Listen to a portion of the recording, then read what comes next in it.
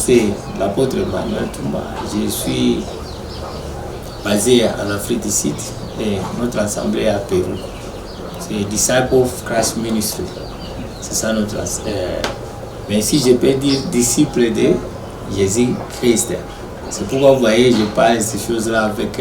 parce que la vision de Jésus pour les nations, c'était tous les nations deviennent ses disciples. Je souhaitais de parler sur la divinité parce que c'est très important. L'inspiration est venue de l'Exode chapitre 7, verset 1.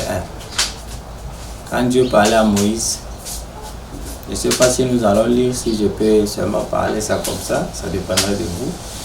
Et puis, il a envoyé Moïse en Égypte pour aller libérer le peuple d'Israël. Mais à chaque fois qu'il faisait des va-et-vient pour convaincre Pharaon, il n'a jamais été convaincu. Mais il est allé dire à Dieu, mais ce Pharaon-là, il continue toujours à s'endurcir, il ne veut pas laisser ton peuple partir. Qu'est-ce que je peux faire? Dieu lui dit, cette fois-ci, je te ferai un Dieu, je te ferai Dieu pour Pharaon. Donc, la solution, Pharaon n'avait pas peur des miracles, ni des fléaux, parce que chaque fois qu'on faisait sortir les magiciens pour transformer les serpents en bâtons, lui aussi faisait pareil. Mais maintenant, il faudra qu'on fasse quelque chose qu'il ne peut pas imiter. Alors, tous les 10 plaies qu'on faisait, que Moïse faisait, ça n'avait jamais arrivé à changer le cœur de Pharaon. Il n'y a qu'une seule chose qui avait mis fin à l'incrédulité de Pharaon, c'était quand Dieu lui a dit, maintenant je te fais un Dieu pour Pharaon et pour l'Égypte. Dans le chapitre 7 d'Exode, verset 1, pourquoi Dieu devrait d'abord lui faire lui qui était prophète?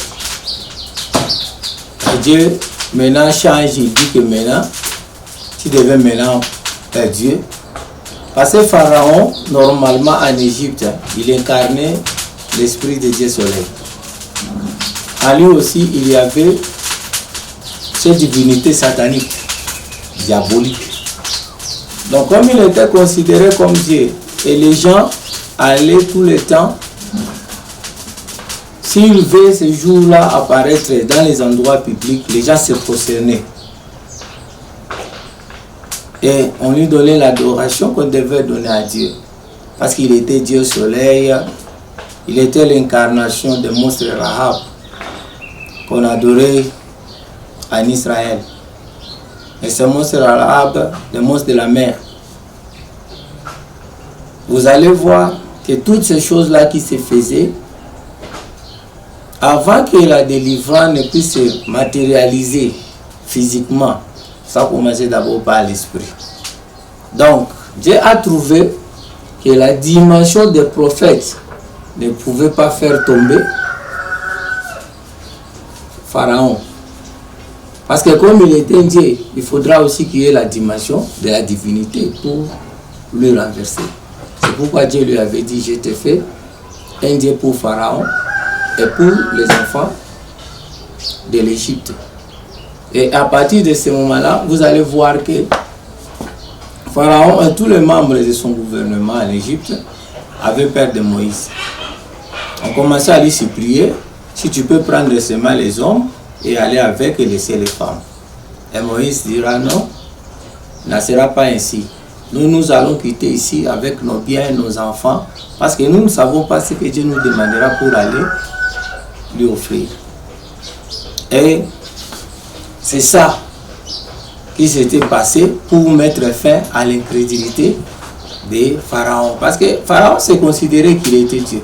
Parce que pour la première fois, quand on lui avait présenté le message, le Dieu d'Israël m'a envoyé pour te dire que tu dois laisser son peuple aller lui servir. Il avait répondu, qui est ce Dieu-là pour que j'obéisse à lui? Parce que lui, il connaissait qu'il était le seul Dieu. Mais on veut maintenant lui parler de notre Dieu, qui lui exige de laisser le peuple qui donnait à l'esclavage pour aller. Et sa réaction était, qui est ce Dieu-là? Je ne connais pas ce Dieu-là. Et je ne peux pas même lui obéir. Maintenant, Dieu dit à Moïse, Pharaon saura que je suis l'Éternel, le vrai Dieu.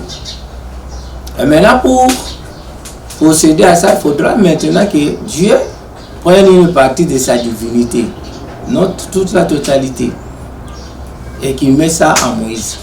Pour que quand on regardait maintenant Moïse en Égypte, on ne voyait pas le messager de Dieu, mais on voyait Dieu qui était venu confronter les dieux impurs, les monstres Rahab, que tous les satanistes du monde adorent. On lui appelle dans d'autres noms Léviathan.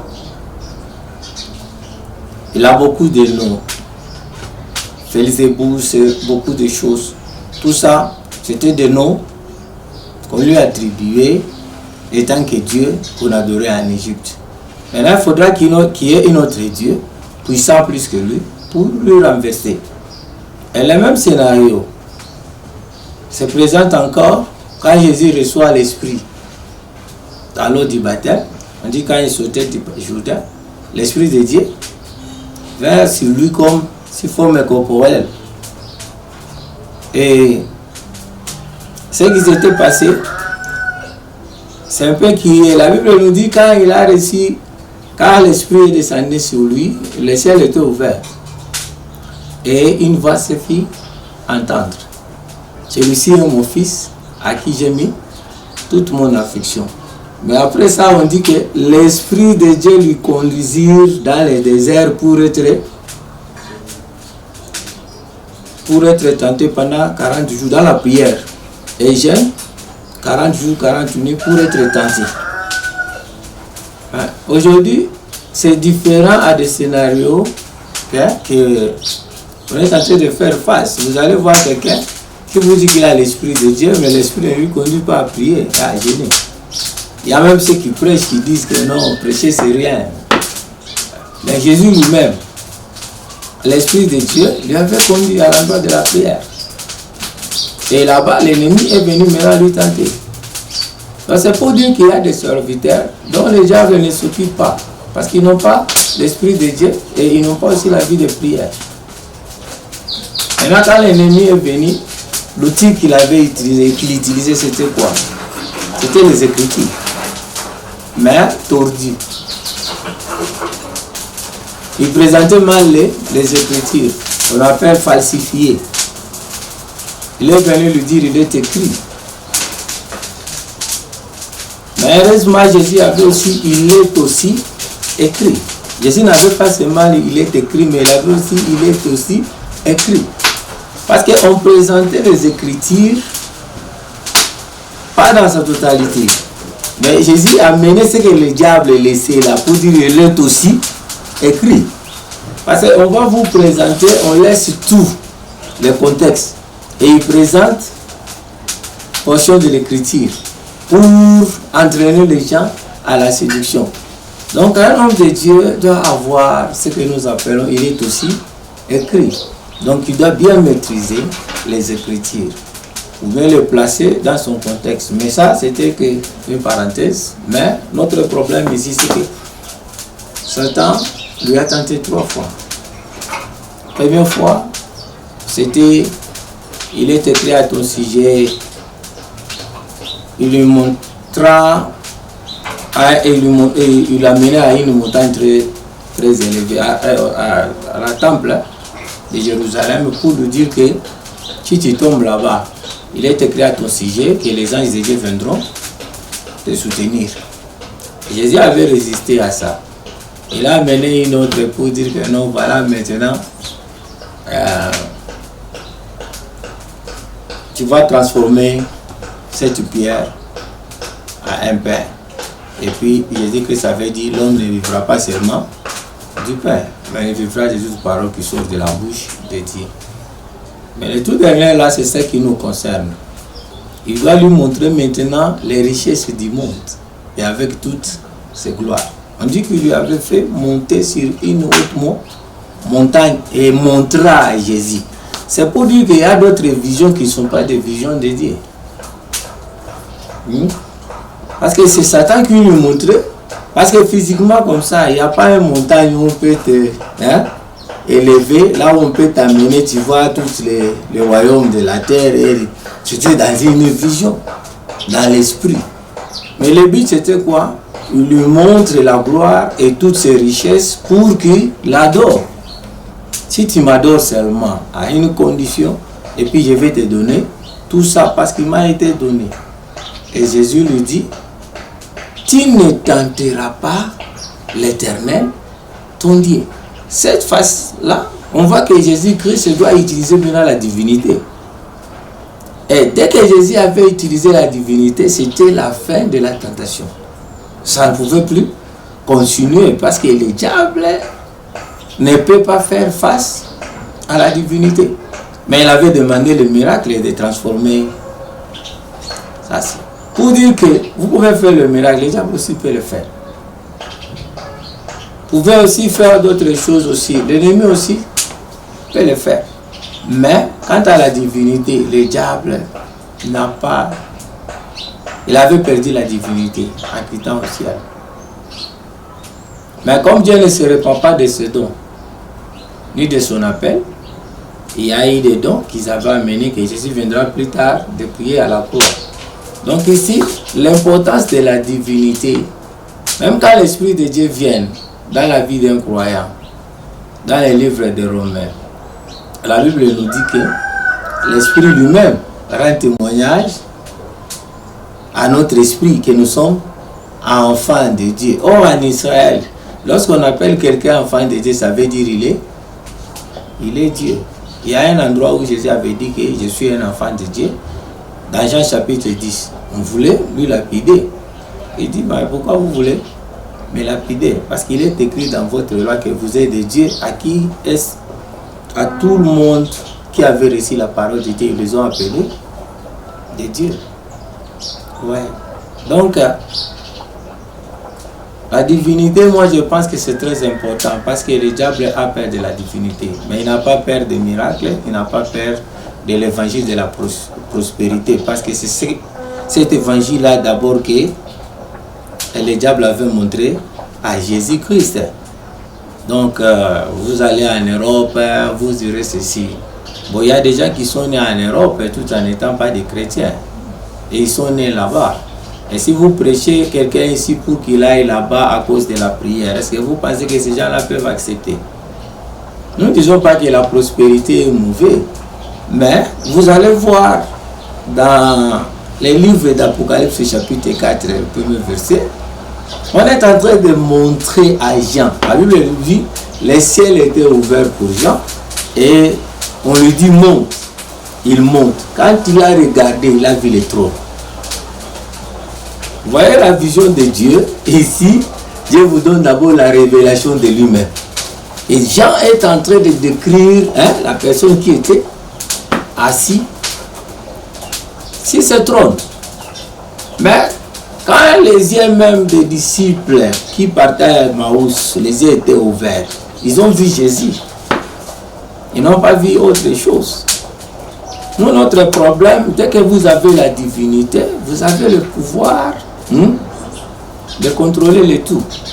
Mais sans la divinité, on vous parle, même dans l'église. Vous allez voir aujourd'hui, on n'incite pas les enfants de Dieu à avoir la parole de Dieu. Parce que c'est à ceux qui ont reçu la parole de Dieu qu'on appelle enfants de Dieu. Un enfant de Dieu doit d'abord connaître les Écritures. Pas, mais dans sa totalité. Alors je pensais que c'était bien aussi de partager avec vous, en tant que journaliste. Ça peut aider aussi les enfants de Dieu. Nous allons à l'église pour aider les enfants de Dieu à grandir dans la divinité. Et ce qui peut nous aider à grandir dans la divinité, c'est les enseignements purs de la parole de Dieu. c'est la doctrine de Christ. Ce ne sont pas des miracles, parce que le diable n'a pas peur de miracles. Parce qu'il y a aussi les démons qui étaient sortis au ciel, qui faisaient partie aussi des anges qui faisaient aussi des miracles. C'est pourquoi vous allez voir, vous prophétiser, et peut y avoir aussi quelqu'un qui fait divination. C'est pareil. Il vous parle des choses qui doivent même arriver. Toi, tu dois recevoir quelqu'un aujourd'hui comme ça, ça arrive. Ça doit arriver exactement. Mais ce qui ne peut pas arriver, ce que le diable ne peut pas résister, c'est qu'il avait perdu la divinité. Et dès que la divinité est présentée, il a perdu ça. C'est ce témoignage-là étant que non seulement les serviteurs, mais en tant que de Dieu, nous servons Dieu étant que divinité aussi. Dans le monde éternel, si tu as cette divinité-là, beaucoup de contestations démoniaques dans la vie de quelqu'un peut stopper. Ce n'est que la divinité qui peut stopper le diable ou l'ennemi, représenté par Pharaon et son gouvernement. Nous ne disons pas que le miracle est mauvais, mais d'abord, il faut avoir quelque chose que le diable n'a pas. Et si vous avez quelque chose que l'ennemi n'a pas, donc, vous voyez déjà que vous êtes supérieur par rapport.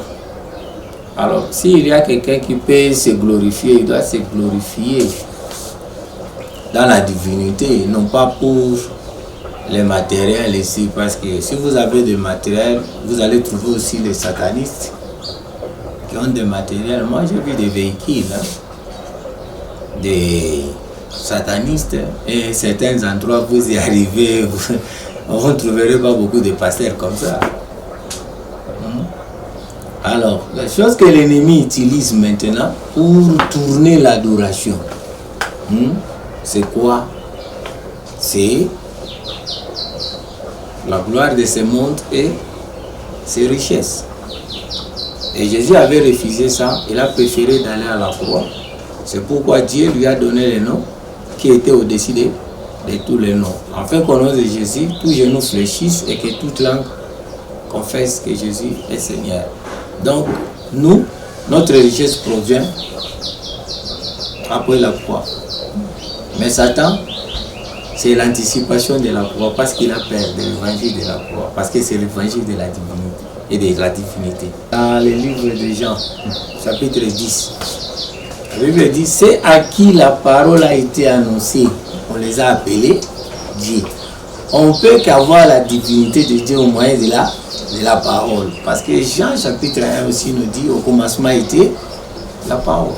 Et la parole était avec Dieu, et cette parole était Dieu.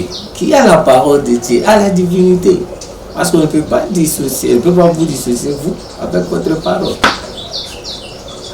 Lire la Bible et partir dans l'église, à l'église pour écouter les enseignements. Nous, on ne part pas à l'église. Un disciple part pour l'enseignement. Il part pour écouter. Mais dans le public, les gens venaient pour le miracle. Et tous ces gens-là qui venaient pour le miracle, ils n'ont jamais été disciples. Mais la commission que Jésus nous a donnée, c'est aller faire de toutes les nations, les disciples, enseigner-les. S'il n'y a pas l'enseignement, il n'y a pas de disciples. Il y a des choses que nous appelons les églises. Ce ne sont pas des églises. Il y a des membres. Parce que là, les gens viennent parce qu'il y a jeudi miracle. Les gens viennent parce qu'il y a le mariage dans l'église. Les gens viennent pour le matériel. Mais un disciple, c'est quelqu'un qui est à l'école. Il est en train de suivre l'enseignement de son maître. C'est ce que Jésus nous avait recommandé, aller enseigner tout ce que je vous ai prescrit. Donc un disciple, c'est quelqu'un qui doit voir tout ce qui concerne les enseignements ou la parole de Dieu, qui est dispensée au moyen des enseignements. Mais s'il n'y a pas l'enseignement, il n'y a pas de divinité. Amen. Exactement. La plupart des gens qui partent à l'église, où on est en train de formuler seulement les enseignements pour le miracle. Donc les gens quittent leur maison, au lieu de leur présenter la doctrine de Christ, ce qui se trouve dans Hébreux chapitre 6, hein, le premier verset. On nous parle des premiers éléments de la doctrine de Christ. Doctrine du baptême, imposition des mains, résurrection des morts, les jugements derniers. Beaucoup de chrétiens ne connaissent pas ces choses-là. Ils ne connaissent pas qu'il y aura jugement dernier. Parce qu'ils n'ont jamais entendu parler de ça. Parce que, sachez que c'est aussi prophétique parce que du temps de Paul, il dit que sachez que dans les derniers jours, les gens auront des démangeaisons d'entendre, ou dans d'autres termes corrompus d'entendement. Et ils se chercheront une foule de docteurs, selon leur propre désir. Il y a des enseignements là que les gens supportent. Les gens ne croient pas à la repentance aux œuvres mortes. Quand vous dites la repentance, on condamne les gens. C'est le old fashion. Ça, c'est la condamnation. Les gens veulent que, même s'ils sont en train de pécher, même s'ils sont marabouts, en venant à l'église, qu'on leur dit que demain vous allez être bénis, Dieu va vous élever. C'est des choses comme ça que les gens supportent. Mais si vous amenez la doctrine, c'est là où vous allez maintenant avoir. Jésus a commencé avec des multitudes, mais il a fini par terminer avec les 12 disciples. Alors pourquoi les 12? Est-ce que c'est ces 12-là qui avaient la divinité? Vous voyez les enseignements, parce que ces autres-là, quand il leur avait demandé, okay, les autres sont partis. Mais vous, pourquoi vous ne partez pas? Et ils ont dit qu'à qui irions-nous? Chez toi, on a trouvé des paroles de vie. Et ils n'étaient pas là pour autre chose, ils étaient là pour paroles de vie. Ouais. Tu peux être guéri aujourd'hui, mais demain encore, tu tombes encore malade. Mais si tu as la parole de vie, c'est pour l'éternité. D'abord, on nous dit que toute chose passera et la parole de Dieu ne passera jamais. Et puis, nous les enfants de Dieu, on ne refuse pas de miracles bibliques. Mais la Bible nous dit bien que les miracles accompagneront tous ceux qui auront cru. Croire en quoi? À l'enseignement qui doit être dispensé. Si vous croyez à cet enseignement-là, voici les miracles qui accompagnent. Nous, les miracles nous accompagnent, mais nous, on ne cherche pas les miracles. Non pas pour écouter la parole de Dieu, mais dans cette parole-là, il y a des miracles qui vont nous suivre. C'est dans ce sens-là que nous, on croit que les choses, normalement, devraient se passer. Et je profite pour lancer un appel aux serviteurs de Dieu, de dire que non, en tout cas, au lieu de se faire au miracle, il faut enseigner. C'est la parole elle-même, c'est Dieu que vous donnez à des gens. Comment est-ce que vous pouvez avoir une grande église de membres, mais vous n'avez pas de disciples? Donc vous êtes en dehors de la commission que Jésus a donnée. Parce qu'il doit y avoir les enseignements qu'on doit dispenser. On commence avec le lait, et puis la nourriture, et puis nourriture solide, et puis miel. Et aussi on donne des bonnes, la nourriture solide. Non, on ne peut pas réunir les gens seulement pour les choses de ce monde. C'est ça l'évangile que le diable avait présenté à Jésus, c'est l'évangile de ce monde. Mais quand la révélation vient, d'abord, les ciels s'ouvrent. C'est Jésus que vous voyez sur le trône. On est en train de décrire, il avait la forme de jaspe, il était comme ça, comme ça. C'est ça la révélation de Dieu. C'est les ciels qui s'ouvrent. Et si les ciels ne s'ouvrent pas, donc on parle seulement des terrestres. Donc c'est la même dimension avec Pharaon. Non, on doit chercher à revoir. Parce qu'on ne peut pas dire qu'on sert Dieu en dehors de sa volonté. Ça doit être comme David voulait construire. Mais Dieu lui dit que ce n'est pas toi qui dois construire. C'est quelqu'un d'autre qui va construire. Parce qu'aujourd'hui, il y a des gens qui veulent faire. Mais la volonté de Dieu, ce n'est pas elle. Oui. Donc, on peut construire, mais il faut que ce soit Dieu qui vous a ordonné de faire les choses. Et de faire selon le modèle que Dieu avait. Et le modèle de Dieu, c'est la doctrine de Christ. Donc, nous devons vraiment démontrer à toute personne que si tu veux le suivre, tu dois renoncer à toi-même, accepter de prendre la croix. C'est ça, la voie d'un disciple. Ce n'est pas la vie chrétienne où être disciple, ce n'est pas facile. Mais alors, l'évangile de la facilité, là, c'est l'évangile du dragon. Venez, toutes les choses vont changer. Mais quand vous portez la croix, est-ce que la croix, c'est bon? Dans la croix, il y a les injures. Il y a des renoncements, il y a des choses que tu dois renoncer. Dans la croix, on peut te frapper. Dans la croix, on peut t'arrêter. Dans la croix, les justes subissent les sorts des méchants. C'est ça la croix. On est en train de te maltraiter parce que tu as refusé l'offre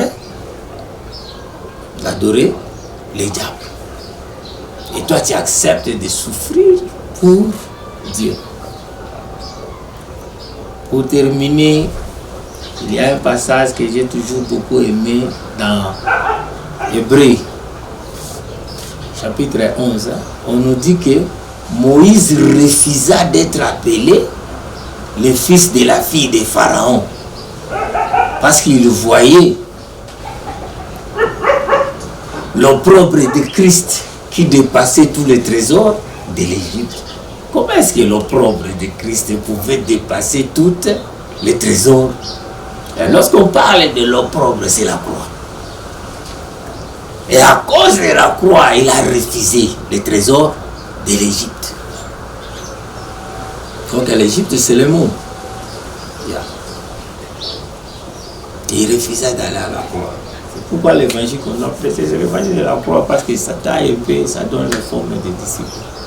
Merci, pasteur. Merci beaucoup, pasteur.